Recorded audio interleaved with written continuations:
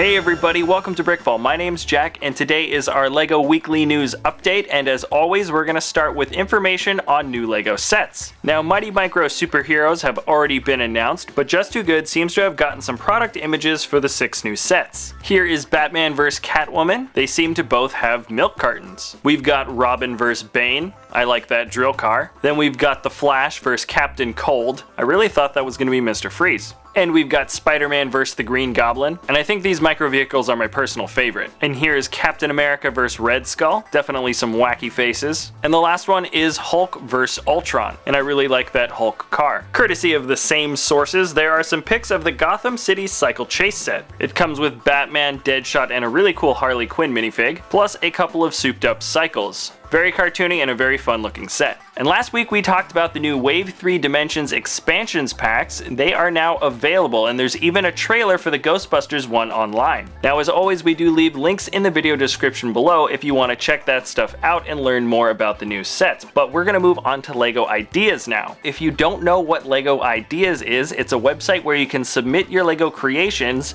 in hopes that it becomes an official LEGO set. Now, we're going to check out 2 sets that achieved 10,000 supporters this week and are officially in the review stage. And the first one here is Modular Train Station, created by Lego Wolf.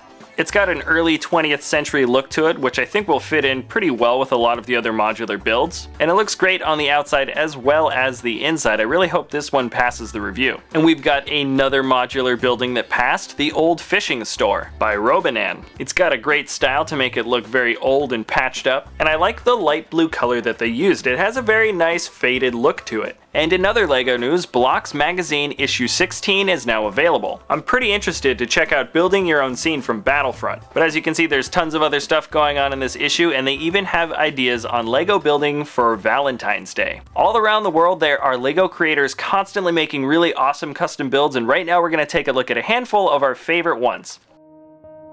And the first one here this week is Sunset Slumber by Brother Steven. It's a very nice, simple, and creative build, and this build here is a great example of what a little bit of lighting and a nice background can do to create a scene. And I gotta say, that hoverboat also just reminds me of that funny scene in Fifth Element. Next one here is Rita Hayworth by Bricks Noir. This is a very creative and complex way to make nice, simple, elegant shapes out of LEGO, and I can't wait to see what comes next from this person.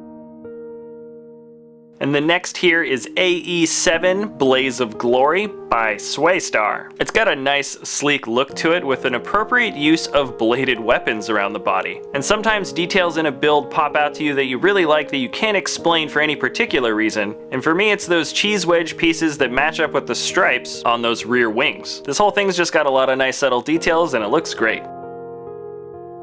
And the next here is 2016 Collab by Kanye. And really this is part 8 of a story from the Guilds of Historica forum. But regardless of its background, it stands really well on its own as a build. There's a very interesting scene going on here with a lot of unique looking characters. And I really like that sandstone brick style that they use for the turret and the walls.